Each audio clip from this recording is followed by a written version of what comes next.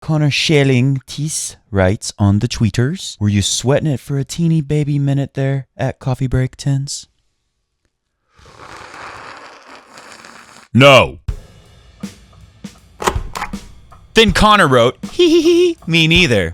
I doubt it. Everyone was scared in the entire world, except for me, king of the Fedheads, the original Fedhead, as I hold Roger's original racket. Mr. Goat is here, stressed out from a long 3-setter, very tired, very asleep right now. He didn't move. There was a lot of people out there going crazy on the Twitter. Tennis Twitter, as some people like to refer to it. And honestly, if this is how you guys are going to behave during Federer's matches, I'm not going to be on Twitter anymore. I will refuse to participate. So many tweets I could use to illustrate people panicking and getting nervous and having the heart palpitations and whatnot. But let me just use this one. Put it on the screen, Mr. Goat. If you're not asleep, he's back asleep. This is from a great tweeterer to follow. You can follow me at CoffeeBreak10s, TENS, if you would like to tweet with me. Although I might not tweet anymore if everyone's going to freak out every time we get a close match.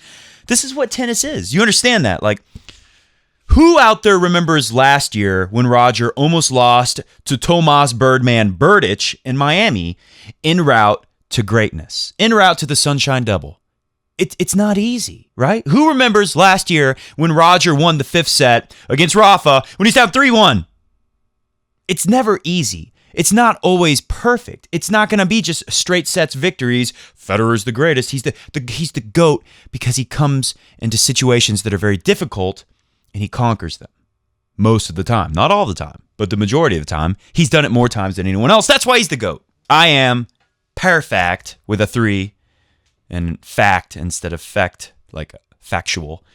I actually wanted a close match like this, but this is beyond my tolerance level. Oh, I love that one. And I really like I am perfect. It's tweets. There was so much funny stuff going on. Listen to this funny business. Nadine, who has a picture of Rafa on her Twitter circle. Nadine Johnson says, see, this is why I don't watch Federer match. Tuned in for 5 minutes, Roger's losing, and now they're trying to blame the 11 a.m. start time, not Bornich's. Bornich, they're putting his names together. Good play. Going back to sleep. And Tony Koch was upset by that. And maybe a lot of people would be upset by that. And, I could see both sides of that. If you're not a Fed fan, and then you see like, okay, so the commentators are kind of pro-Fed. And you can't blame them. They've been covering this guy for like 20 years now. They're a little pro-Fed, and you feel like they're making excuses for him. But, Patrick McEnroe pointed out multiple times during the broadcast, thank you, Patrick McEnroe, the adult in the room, which is usually his role in the commentating, especially when his brother's involved. The adult in the room, Patrick McEnroe, he said, hey, look, let's give credit to this young guy who's playing out of his mind. And Chorch did play out of his mind. You'll see that in some of the highlights I'm going to show you in a moment. I got some highlights today. Let's hope that we don't get thrown off of YouTube for using highlights. Oh, and with that said, I think the commentators, they were saying this is the first time Rogers had to play this early in the day at a tournament since, did they say Gestad? It's been some years. Correct me below in the comment section. By the way, you're in for a treat if you're new, because this is the fastest growing, most talked about tennis talk show in the world. We're brought to you by Crunch Time Coaching, which is a YouTube channel where you can learn how to play tennis from a tennis genius, Peter Freeman. Crunch Time Coaching, a tennis player's best friend, tennis player's ultimate resource. You can click the card to visit us over there.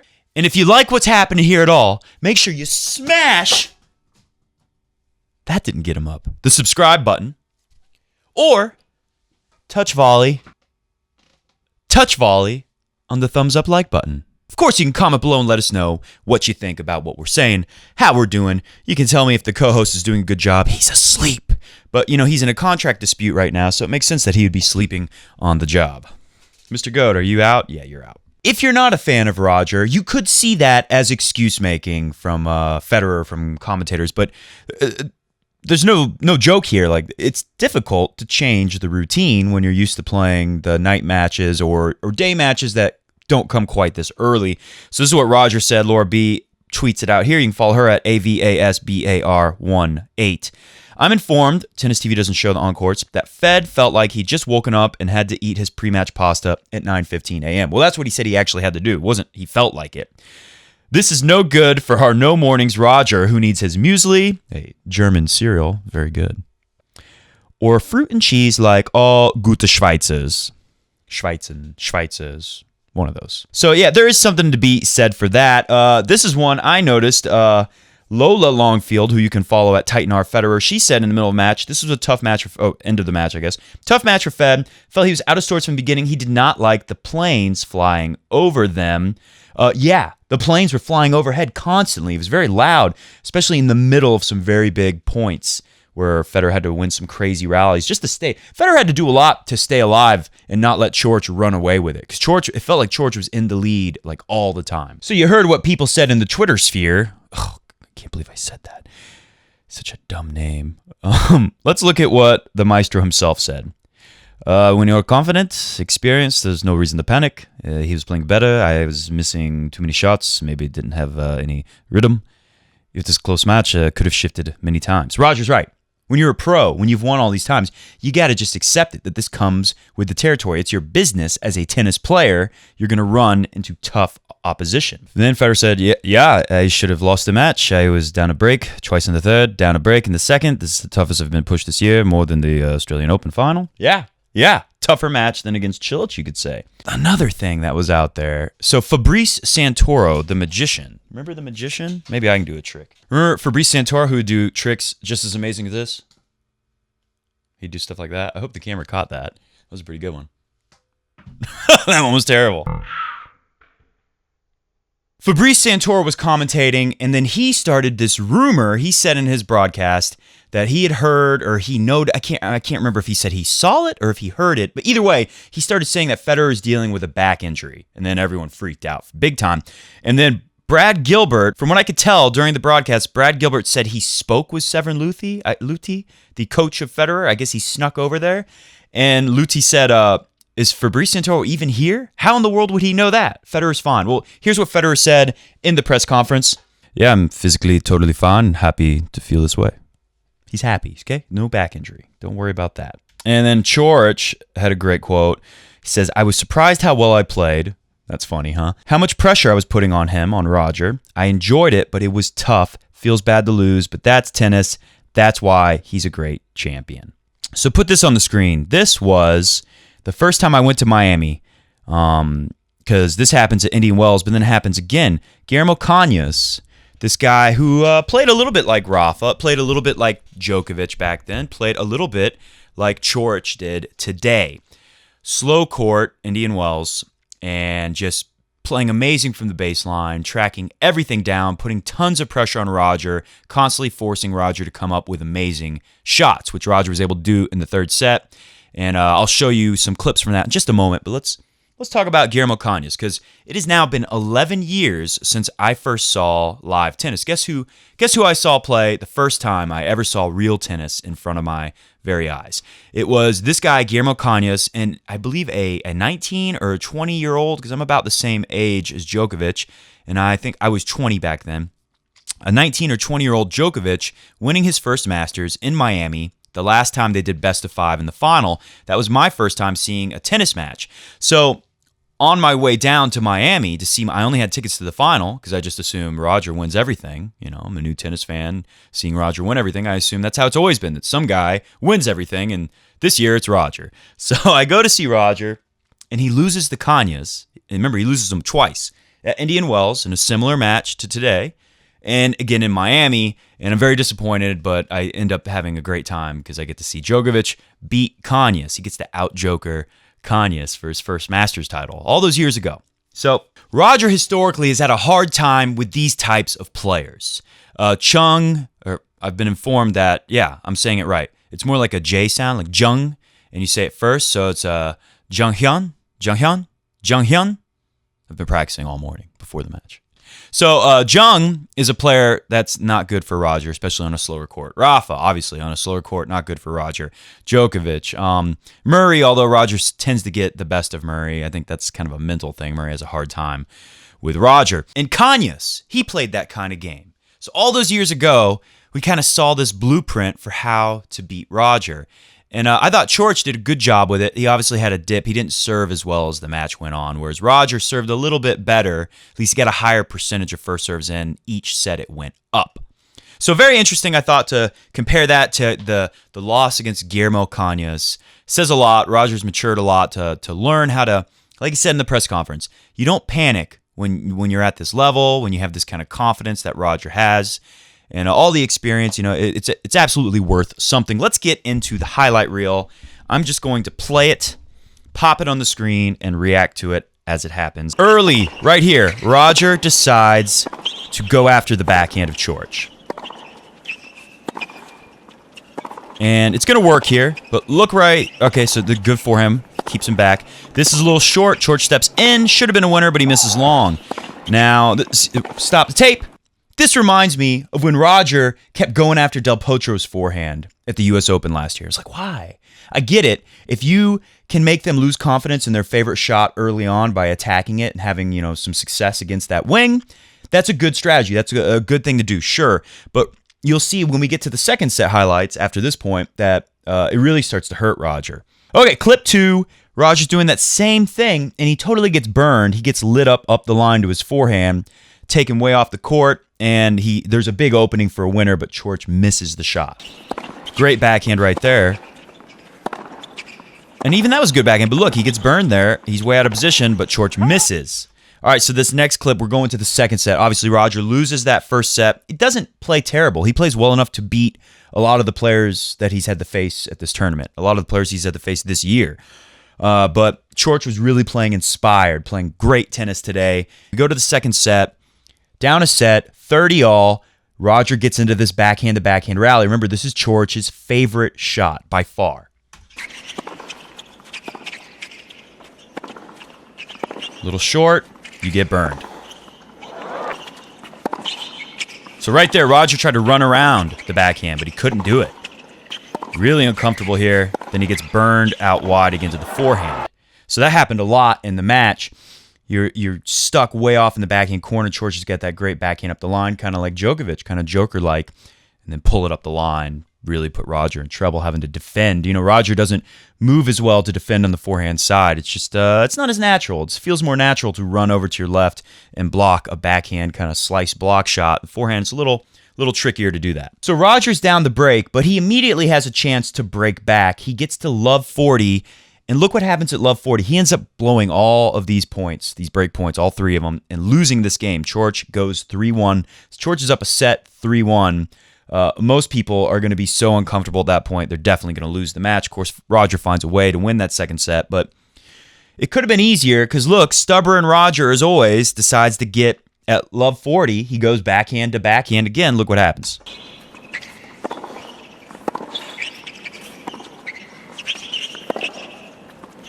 Oof, great shot. So let's go to the third set. Roger now is just like refuse to lose mode, has to play out of his mind. Gets moved over to that side again, but defends well with a great little slice forehand, and then incredible backhand, stays alive. 3-all, we think everything's good. Burned up the line to the forehand side off of the Coric backhand again. This sets up a break point at 3-all when everyone on Twitter is now comfortable again, saying, "Oh yeah, you're right, Matt. Roger is going to win. Don't worry, they're gonna throw me to the wolves not long after this happens." Break point, 3-all. Goes for the backhand and gets backed up into his backhand corner because Coric is just busting those backhands back cross court so hard over and over again. Constant pressure. Roger down a break in the third set again. What happens?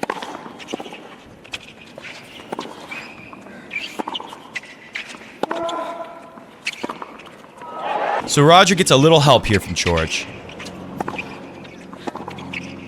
Now, he's not hitting as much angle, so he's not letting him get a backhand until there, but Coric misses. Ooh! So Roger started, I showed that drop shot because Roger started knifing the slice deep into the backhand side, and he tried to stay more in the middle so that you would get a forehand out of Coric and not create as much angle for the backhand. And it worked very well. And Roger starts knifing these slices, so Coric's kind of backed up a little, and then I'll play it one more time. It's too beautiful. And then you get one of these. Oh, here comes the deep knife. No, the opposite. Last point I'm going to show you. Look at Roger just out-hustle, out-rally. Totally reads that. Beautiful read on that one. Roger Roger knows exactly where that's going. He sets up to get that little cross-court forehand. How many times have we seen him that little cross-court forehand to win the point? Beautiful stuff from Roger. So much fun, so much excitement. How can you not love this? It drives me crazy watching people lose their minds during these matches. So there you go. That's not ideally the way that you want to get into the final, but who cares? Roger is through to the final. Roger now has the best start to a year he has ever had. Roger never won this many matches in a row before to start a year. Very nice. Let's put this on the screen. Check this out. So Laver gave Roger one of his autographed rackets that Laver played with back in the day, the Dunlop Max Ply. I think that's the same racket that McEnroe used, actually. He used Laver's racket. I use Federer's racket. We all use the racket of our favorite player when we can. So the fact that Milos Raonic, I can't believe we're talking about Milos. Does anyone like Milos? Is there a Raonic fan out there somewhere in the world? If you're the one Raonic fan, comment below. Would love to hear from you. Raonic really didn't do his job today. He double faulted on break point on his serve, at least I think twice. Ugh. You never want to double fault on break point. That's just the most horrible thing ever. That's Elena Dimitrieva stuff right there. Raonic didn't pressure DelPO. DelPO was tired. This was an opportunity to beat DelPO. I mean, maybe Raonic was a little tired from that query match. It was a crazy match. But DelPO admitted it after his quarterfinal. He said, "My legs are very tired." It's kind of how he talks, right? And he also said, "I can't wait to play Roger. It is such an honor to play him. I hope I play like 2009 U.S. Open final." He really said that after he beat Raonic today. So if things had been the other way around, if Federer had an easy win over Coric and Del Potro had a hard 3-set win over Raonic, I would say no chance DelPO can win. DelPO is going to be a lot fresher and have a better chance to win this match now. The slower court, this is more like the U.S. Open court where he beat him last year. This is a healthier Federer. This is best out of 3. Tough call on this match. Of course, I'm going to pick Federer to win it. But comment below, who do you think is going to win? I'm already hearing people say Federer's going to be too tired after that Coric match, and there's no way he can win. And I got to tell you might have a point there. The way Del Potro got through that match so easy. Walk in the park win for Del Potro today, as Chris Fowler and Patrick Adult in the Room McEnroe said today. So it's going to be interesting. Really curious to read what you guys say below, guys and gals. Say below in the comment section. Hit the music, Mr. Goat. Well, we're going to get out of here.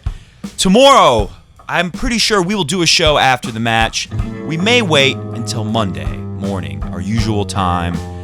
We'll see. I'm undecided so far. I'll probably tweet. You can follow me at CoffeeBreak10s on the Twitter if you want to see maybe this video. If you don't have Twitter and you want to update on what's going to happen, I will pin my own comment at the top of this very video you're watching now of the comment section. So just check back here sometime tomorrow and see if I have a comment up there saying whether we're going to do the Monday show or the Sunday show. So if we do a Sunday show, we probably will skip the Monday show. So it would be very interesting to see what happens in the final tomorrow. I like Roger, and another tough 3-setter, I think, is what we're going to get because this is a special Del Potro. If Del Potro is not too tired to really dig deep and give us a great match, I think he's going to give us a great match. I think Federer always fights.